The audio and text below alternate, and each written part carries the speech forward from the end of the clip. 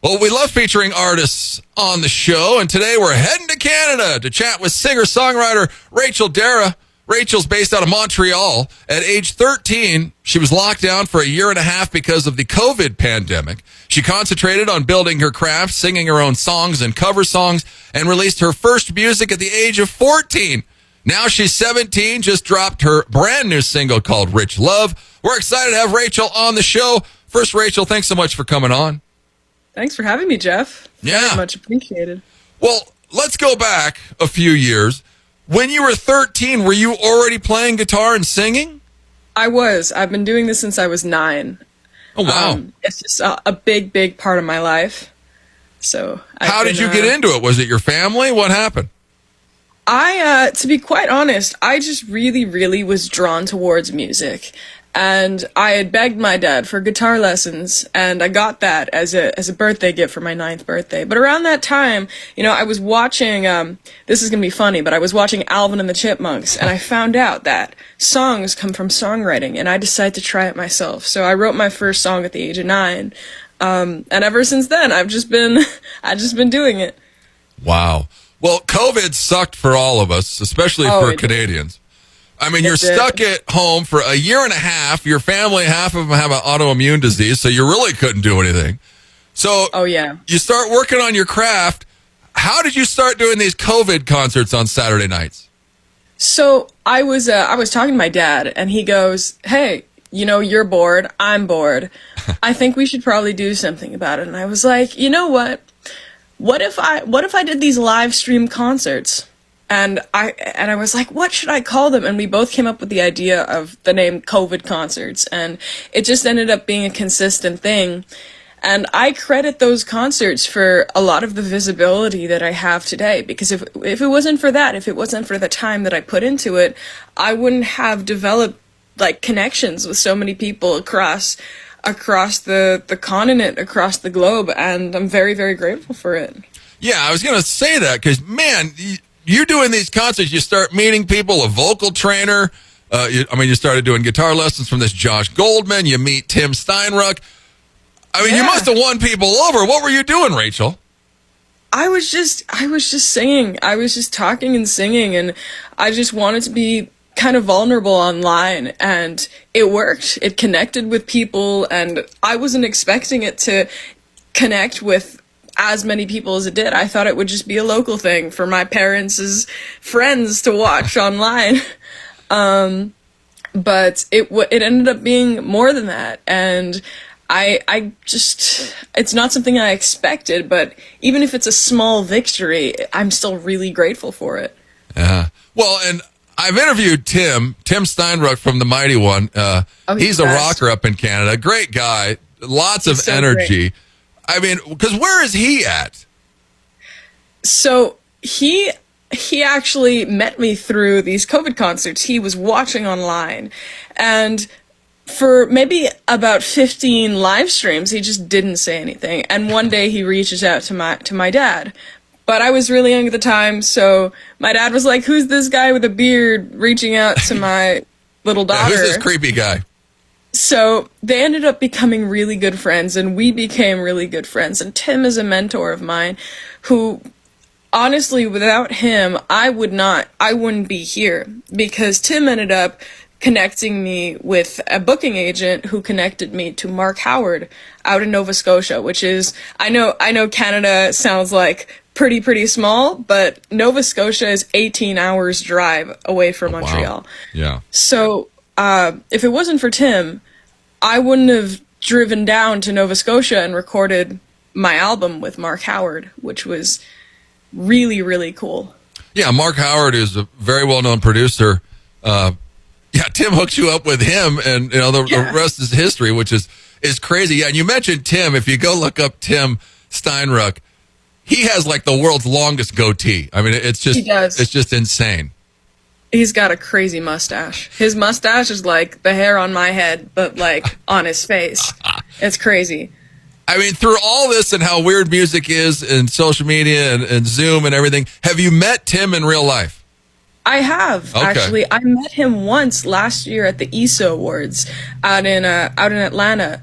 And we both ended up taking home some awards. He won 3 awards, and I won 2, which was really cool. But seeing, like, I remember I sat with him and I gave him my award, and he let me like touch his, and it was super, super cool. And we took a lot of pictures together. He met my whole family, and it was awesome. Like, it was just the biggest surprise knowing that Tim is a real person. Yeah.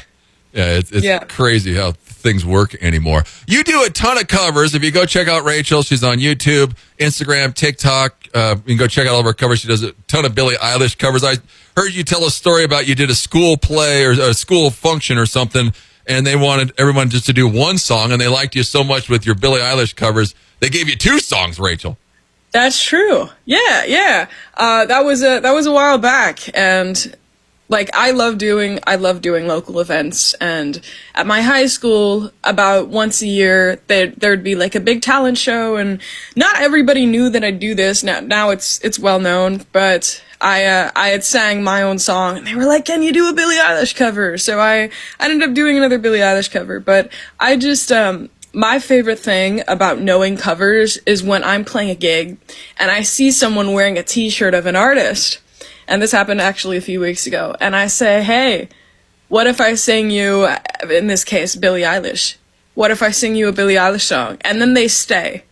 And it's so cool because you get to kind of play with their minds, because even if they don't want to hear the music, then they want to stay because they connect because of the cover. Oh, totally. And connect with you because you're awesome. Yeah. So, that's Thank sweet. you. I love it that you do a couple Nirvana covers, which I'm so old, Rachel, that I think Nirvana was out when I was 17, or they were just coming out when I was your age. But Nirvana's awesome. yeah, is it my kid, I have a son that's 22. He likes Nirvana because of the Batman. How did you find Nirvana?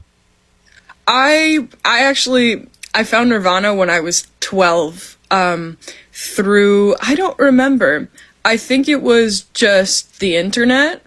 Okay. But I was really like, I liked the song Smells Like Teen Spirit, so that kind of drew me into Nirvana, which is usually how it happens. But I was really into their like darker stuff, like the In Utero album. But that gave me, it opened up doors to other 90s classic bands like Radiohead and all of that. And I credit Nirvana for my knowledge of music today, because it kind of opened my eyes. Yeah, that's sweet. Yeah, she does a cover of Heart Shaped Box, and I think I saw you do Polly, which is kind of a deep cut of Nirvana, which is... I did Polly. Yeah, cool that you do that. You have a song called 18, and you're 17, Rachel. This was like a song you released a couple years ago. This is my first single, yeah. I wrote that song about actually being scared of getting older and turning 18, the responsibilities that come with it. I'm not a very independent person, so especially at 14 writing that song, it was very, very scary to think that, oh, when I'm 18, I'm gonna like be on my own and stuff. But luckily that's not the case. I'm with my family. I'm home. And I'm more independent now, but at the same time, it scares me to know that I can have the whole world at my hands next year legally. Yeah, well, COVID screwed you guys up so bad. It did. That, I mean, it did bring a lot of fear and a lot of, isolation. And I feel sorry for your generation. My son, he's 22. He was a senior in high school. And his whole senior year, it just wrecked him for like 2 years, and he's still screwed up from it. But it's crazy. But the full album, the next big invention, where the hell is this? Because on Spotify you have Sunset Boy and 18, but can we get the whole album? Is it anywhere? All 5. So there's 6 songs that are out right now from the album. I'm releasing them all as singles, and I got 2 more to release. The next song that's coming out is Go Home Johnny, and then I have the next big invention coming out. So you've got 6 songs out there that are from the album. Okay. But I'm just releasing them as singles because I want to build up. I want to build up the excitement. I don't want to just drop an album when no one knows who I am. Yeah. Well, you're 17. You told me, I asked you if you graduated high school, which we're here in America. She's up in Montreal, Canada. I did not know this. Tell people what you told me about high school, because you graduated, but tell us what goes on in Canada.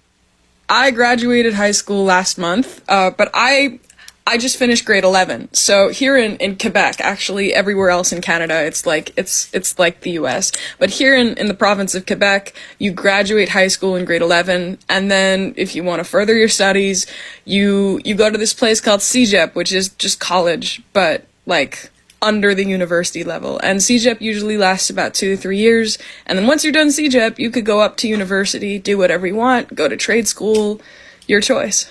Huh. That's crazy. Yeah, I've never heard that. So thanks, Rachel. We learned something new today. Do you speak French? I do speak French. I am bilingual. I gotta speak French here. Do your parents speak French? I mean, Yes. Do they just speak French, or they speak English too, or? My parents do speak French, but I'm Anglophone, like primarily. English is my first language, but here we're all bilingual. Okay, sweet.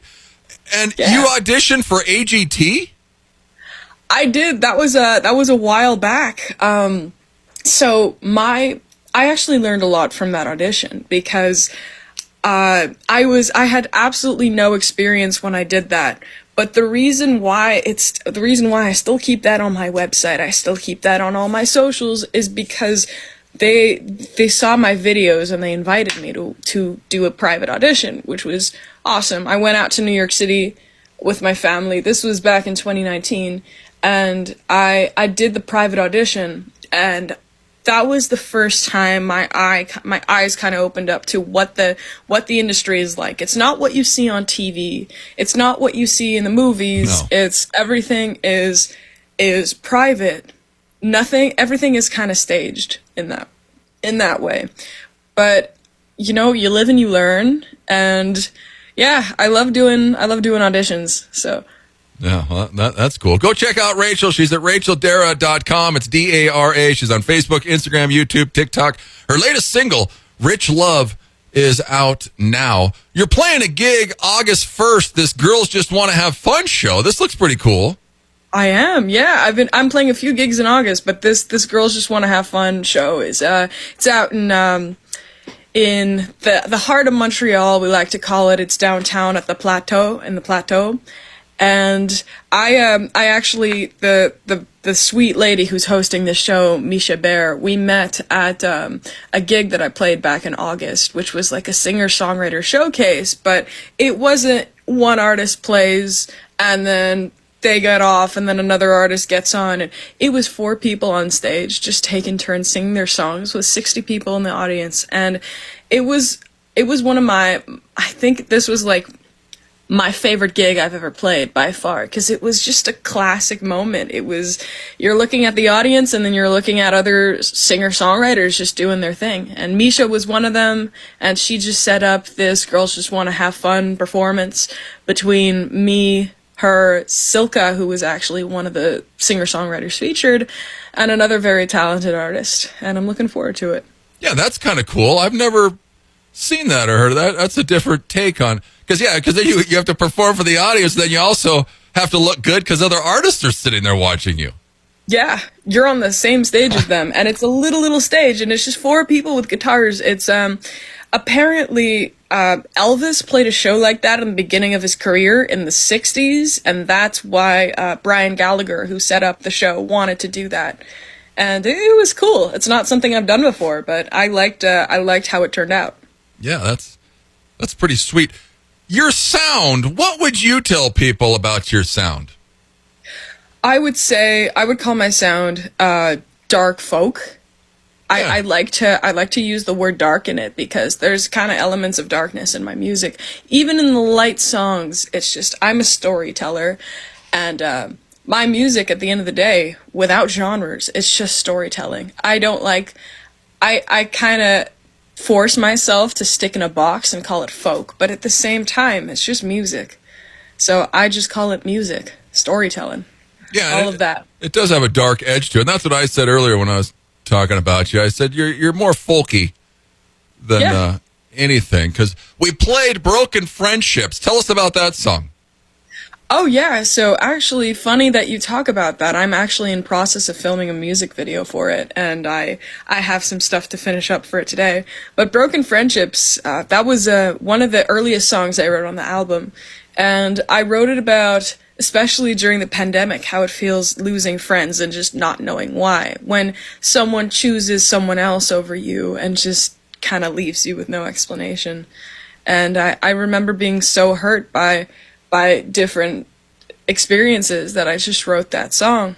And I was about 13 when I wrote it, and I'm still singing it today because it still means something to me. Oh, totally. I mean, and then the International Singer-Songwriters, you won gold for Rising Star, silver for Music Video of the Year. Are you up for anything this year? This year, I'm not. I didn't register myself because I unfortunately can't be there. But I'm going to be there in 2025. But the reason why I can't be there is a pretty cool one. On the same day that the ESO Awards is happening, I'm going to be in Sackett's Harbor, New York, playing the Brew Festival, and this is my first time playing a festival with thousands of people. So I'm looking forward to that. Wow, well, yeah, that's a good reason not to be there. Yeah. I got a gig. Sorry. So, well, and I saw that, and you're playing in the States. Is this the first time you've played in the States? I played in the States in December. I played 3 gigs in Syracuse, and it was pretty cool because it was like a new audience, and I opened for a really talented artist named Sydney Irving, who you probably know of. Yeah. She's awesome. And that was one of the shows, and there was another night where I played at a bar called the Night Drop, and that was my first time playing at a bar, because here in Montreal, if you're under 18, you just can't play in a bar, whether you have a parent there or not. So I ended up playing at this bar, and it used to be a bank, and it was the coolest thing, just looking at all the artifacts there and singing to everybody, and that was like a solid 4-hour gig. And then there was one night where I played at an Irish pub, and the people there were so sweet. But unfortunately, I had some technical difficulties, and I ended up switching to a ukulele for my entire set. But people still like the music, and the show must go on, so I just kept on going for my 2-hour set. Yeah, you got to adjust sometimes. You never know what's going to happen in a live show. Because, I mean, it's hard I've interviewed a million Canadian artists. It's hard to get into the States. Was it because of the International Singer-Songwriters? Did Sydney find you there? How did you get your gigs in the States? So I actually got them thanks to Grace Musicians Group, who was connected with Brian Fagan, who's a booking agent who was with Grace Musicians Group. Okay. And we kind of just found each other. We found each other through Big Records, which is an indie record label that I'm with, and he's also aware of the ESO Award. So everything is kind of interconnected, and we just found each other through that. And he booked me those gigs on behalf of Grace Musicians Group, and I ended up there. It was awesome. Yeah, that's sweet. Take them as you can. That's for sure. And you're also playing August 18th with Clandestiny. Oh yeah, that's my band. I'm playing with a band called Clandestiny. I've been doing some of their stuff with them for about 3 years now, and for the first time about 3 weeks ago, I played a little festival with them, and it was super cool. And now we're playing another local festival called the Rib Fest, and we're gonna be doing it. And I'm looking forward to it. Yeah, I was wondering because it's a picture of you and all of them on the stage. I was like, what is she in a band? What is this? So. Is there any music with Clandestiny out there? So they have music on SoundCloud, but they don't have music released on Spotify and stuff. I want to see if they're with a distributor, because I really want them to get their music out on Spotify, on Apple Music, and to be streamed wherever anyone wants, you know? Yeah. Go check Rachel out. Go follow her. She's at racheldara.com. She's on Facebook, Instagram, YouTube, TikTok. You can go check out all of her cover songs, all of her videos. She's got 1 million of them on her social media. Her latest single, Rich Love, is out now. Well, you said you're doing a video for Broken Friendships.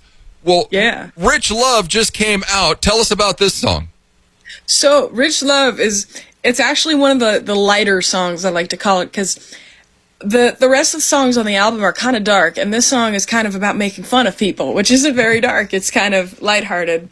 But I wrote this when I was kind of feeling down in the dumps, and I was thinking about my childhood and my childhood friends and who I was friends with. And a lot of the kids who I associated myself with were very wealthy, and their parents were really wealthy. And I remember watching them, like, they were just always buying each other things, but I never saw them be affectionate towards each other. It was almost like they didn't love each other unless they bought each other things. And I realized, well, you can't really buy somebody's love. And so I wrote a song about people buying each other's love and how it's funny and how that isn't what authentic love is. If you can't buy happiness, you can't buy love either.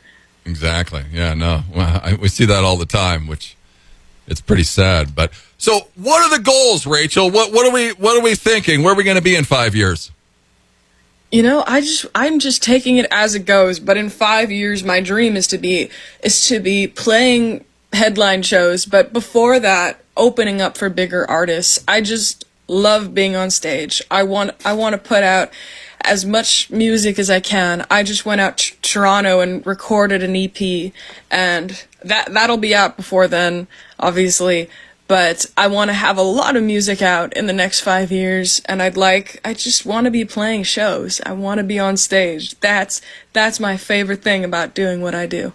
Yeah, and I think you're unique. You got a sound. Mark calls you Joni Mitchell. So, I mean, hey. Yeah. That's a pretty good compliment. It was a big compliment, and at the time I didn't even know who she was. So I was like, okay, that's cool. Who is this? And he's like, oh, it's just some artist I worked with. And I was like, okay. And then my dad took me back and said, do you seriously not know who Joni Mitchell is? And so we listened to her music, and I really liked it.